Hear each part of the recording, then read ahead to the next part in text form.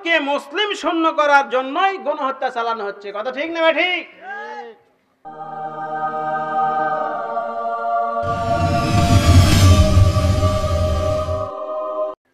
এই ভারত মুসলমানেরা 850 বছর শাসন করেছে। কত বছর?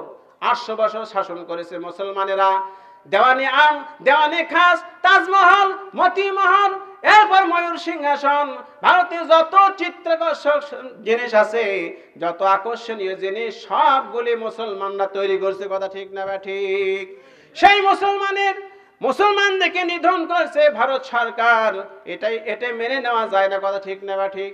ভাইরা আমার, সংশোধিত নাগরিকত্ব আইনকে কেন্দ্র করে ভারত থেকে মুসলমানদেরকে বিদায় করার জন্য, নিশ্চিহ্ন করার জন্য বাড়ি ঘর, মসজিদ, মাদ্রাসায়, দোকানপাট সবগুলি অগ্নিসংযোগ করতেছে। কথা ঠিক না ঠিক? গতকালে পত্রিকায় ইনকিলাবে এসেছে 47 জন নিহত হয়েছে, এরপরে আহত হয়েছে প্রায় 700 জনের মতো। এরপর 122টি বাড়ি পুড়িয়ে দেওয়া হয়েছে, 322টি দোকান পুড়িয়ে দেওয়া হয়েছে, 301টি গাড়ি ভেঙ্গে চুরে খানখান পুড়িয়ে দেওয়া হয়েছে। কথা ঠিক না ঠিক? ভাইরা আমার, এই ভারতের বুকে উগ্র হিন্দুবাদী সংগঠন, এর সন্ত্রাসী কর্মীরা মিছিল করছে হিন্দু কা হিন্দুস্তান জয় শ্রীরাম। কি মিছিল? হিন্দু কা হিন্দুস্তান জয় শ্রীরাম। এই স্লোগান দিয়ে মুসলমানদের বাড়িঘর, দোকানপাট, মসজিদ, মাদ্রাসায় আগুন দিয়ে জ্বালিয়ে দিয়েছে। কথা ঠিক না ঠিক? বাংলার মুসলমানদেরকে জাগতে হবে। বিশ্বনবী জনাবি মুহাম্মদুর রাসূলুল্লাহ সাল্লাল্লাহু আলাইহি সাল্লাম তিনি বলেছেন, শেষ জামানায় এই হিন্দুস্তানের ভারতের বিরুদ্ধে মুসলমানদের একটা সংগ্রাম হবে, জিহাদ হবে, যুদ্ধ হবে ভারতের বিরুদ্ধে। সেই যুদ্ধে মুসলমানরা জয়লাভ করে। বলেন সুবহানাল্লাহ। হাদিস বর্ণনাকারী রাবী আবু হুরায়রা রাদিয়াল্লাহু তাআলা আনহু বলেছেন, আমি যদি জীবিত থাকতাম সেই দিন পর্যন্ত, তাহলে মুসলমানের পক্ষ হয়ে ভারতের বিরুদ্ধে আমি সংগ্রাম করতাম। বলেন সুবহানাল্লাহ। ভাইরা আমার, আজকে আমাদের ঈমান দুর্বল হয়ে গেছে। কথা ঠিক না ঠিক? কয়েক বছর আগে ভারতের বুকে দিল্লি জামে মসজিদের ইমাম বুখারী রহমতুল্লাহ আলাইহি উনি বলছেন, তখন ভারতের এক হাইকোর্ট থেকে কোরআন বাজেয়াপ্ত করবে। কি বাজেয়াপ্ত করবে? কোরআন বাতিল করে দিবে। দিল্লি জামে মসজিদের ইমাম আব্দুল্লাহ বুখারী বলেছিলেন, আমি এই দিল্লি জামে মসজিদ থেকে ঘোষণা দিতেছি, যে ম্যাজিস্ট্রেট এই কোরআনকে বাতিল করবে, আমি তার বুকের উপর পা দিয়ে বাম হাত দিয়ে তার জিহ্বা টেনে ছিঁড়ে ফেলে দিব। এইরকম হুঙ্কার দিয়েছিলেন। তো সুতরাং আমাদের ঈমানকে বৃদ্ধি করতে, মজবুত করতে হবে।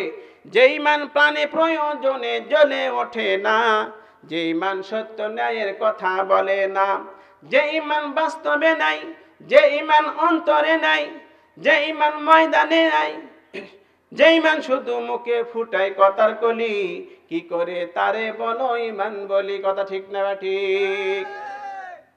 যে ঈমান দিন কায়েমের আন্দোলনের ধারে না, যে ঈমান শুধু লেবাসধারী কোরআন হাদিস তাও পড়ে না, যে ঈমান শুধু খায় দায় আনন্দ করে, যে ঈমান দেখে না যে ফিলিস্তিনে কাশ্মীরে মুসলমান মরে, যে ঈমান খাজার নামে মাজার গড়ে ফুলুস কামাই, কি করে তারে বলো ঈমান বলি।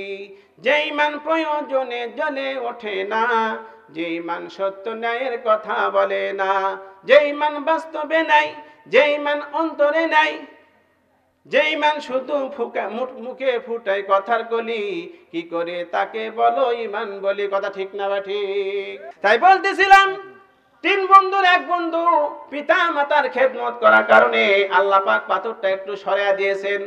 আর দ্বিতীয় বন্ধু নাম হচ্ছে আব্দুস সুবহান। কি নাম? আব্দুস সুবহান। সে বলতেছে, আল্লাহ রাব্বুল আলামিনকে, রাব্বুল আমিন, আমার চাচাতো বোন অত্যন্ত সুন্দরী ছিল। কি ছিল? সুন্দরী ছিল, রূপসী ছিল। সে আমাকে প্রেমের প্রস্তাব দিয়েছিল। কিসের প্রস্তাব? প্রেমের প্রস্তাব দিয়েছিল। আর বলেছিল, তুমি যদি 100 দিরহাম আমাকে দিতে পারো তাহলে আমি তোমার হয়ে যাব। আমি অনেক কষ্ট করে 100 দিরহাম সংগ্রহ করেছি, তাকে দিয়েছি। এখন তার সাথে জিনা ব্যভিচার করতে যাব। এমন সময় সে বলতেছে, আল্লাহকে ভয় করো। ওই মেয়ে কি বলতেছে? আল্লাহকে ভয় করো। সঙ্গে সঙ্গে আমি এই পাপের কাছ থেকে ফিরে এসেছি। আল্লাহ পাক, আমি যদি আপনাকে খুশি করার জন্য এই কাজটা করে থাকি, তাহলে দয়া করে এই পাথরটা সরায়া দাও।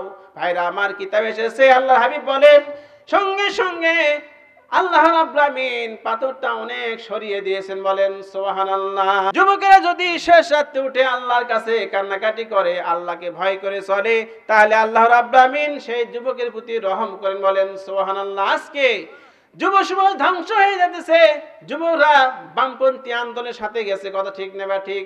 তাদের হাতে অস্ত্র, তাদের হাতে গাঁজা, তাদের হাতে ফেন্সিডিল, তাদের হাতে মদ, তাদের হাতে ইয়াবা, কথা ঠিক নেবা ঠিক। সিগারেট খায়, মোবাইল নিয়ে কানে দুটা ফিতা কানে দিয়ে মোবাইল গান শোনে, আর এই পাড়া থেকে দক্ষিণ পাড়া থেকে পশ্চিম পাড়া যায়, কথা ঠিক নেবা ঠিক। যুবকদের আজকে বিভ্রান্ত করা হচ্ছে। আল্লাহ নবী যুবকদের ভালোবেসেছেন, মহব্বত করেছেন, যার কারণে যুবক বয়সে 19 বছর 17, 18, 19 বছর বয়সে হিলফুল ফজল সংগঠন তৈরি করেছেন, কথা ঠিক নেবা ঠিক। এই সংগঠনে অধিকাংশ যুবক ছিল। এই যুবকদের নিয়ে তিনি কি করেছেন? মক্কার শান্তি শৃঙ্খলা রক্ষা করতে হবে, মজলুমদেরকে সাহায্য করতে হবে, অত্যাচারীদেরকে বাধা দিতে হবে, মক্কার প্রত্যেকটা ঘর বাড়িতে সম্প্রদায়ের মধ্যে প্রেম প্রীতি ভালোবাসা স্থাপন করতে হবে। এই ছিল হিলফুল ফজল সংগঠনের উদ্দেশ্য। এরপরে বহিঃশত্রু যারা আসবে, বাইরের লোক আসবে ব্যবসা করার জন্য মক্কাতে, তাদের জানমালের নিরাপত্তা দিতে হবে, বলেন সুবহানাল্লাহ। 2 নম্বর ব্যক্তি কে ছিল? আব্দুস সুবহান। জেনার কাছ থেকে, পাপের কাছ থেকে দূরে আসার কারণে আল্লাহ পাক পাহাড় সরিয়ে দিয়েছেন। যুবকেরা যদি আজকে ভালো হয়, চরিত্রবান হয়, সৎ হয়, আল্লাহ পাক তার হতাশা কেটে দিবেন, দূর করে দিবেন, বালা মুসিবত বিপদ আপদ দূর করে দিবেন, বলেন সুবহানাল্লাহ। 3 নম্বর ব্যক্তি আব্দুল্লাহ। কি নাম? আব্দুল্লাহ। সে তার বাড়িতে একটা শ্রমিক রেখেছিল, শ্রমিক সে কাজ করেছিল, অনেক কাজ করেছিল। তখন যখন সে বাড়িতে যাবে, এই শ্রমিককে সে পারিশ্রমিক দিতে চেয়েছিল, শ্রমিক সে টাকা পয়সা না নিয়ে সে বাড়ি চলে গিয়েছিল। কিতাবে এসেছে মালিক এই টাকা দিয়ে গরু বকরি ক্রয় করে লালন পালন করে, অনেক গরু বকরি বেশি অনেক হয়েছে। কয়েক বছর পর আব্দুল্লাহ আবার এই মালিকের বাড়িতে ফিরে এসেছিল, বলছে মালিক আমার পাওনা দাও, কথা বুঝেছেন, পাওনা দাও।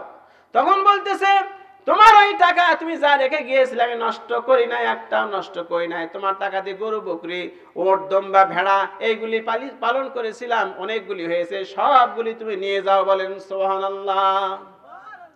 এমন শ্রমিক তখন মালিক ছিল। আজকে শ্রমিক আর মালিকের মধ্যে সম্পর্ক নাই। মালিক শ্রমিকের অধিকার নষ্ট করে, হক নষ্ট করে, যার কারণে সবসময় প্যারালাইসিস, ডায়াবেটিস, তারপরে ক্যান্সার এইগুলি রোগে ভোগে, কথা ঠিক না ঠিক। শ্রমিকের ন্যায্য পাওনা দেয় না। মালিক আর শ্রমিকের মধ্যে দ্বন্দ্ব কলহ লেগেই থাকে। বড় বড় শহরে, বন্দরে, ঢাকাতে, রাজশাহীতে, চট্টগ্রামে, সিলেটে বড় বড় ইন্ডাস্ট্রিজে দেখেন যে তারা কর্মচারীরা কি করে, শ্রমিকেরা হরতাল করে, মিছিল করে, ধর্মঘট করে, কাজ করবে না, তাদের ন্যায্য মূল্য দেওয়া হয় না, ঠিক মতো বেতন দেওয়া হয় না।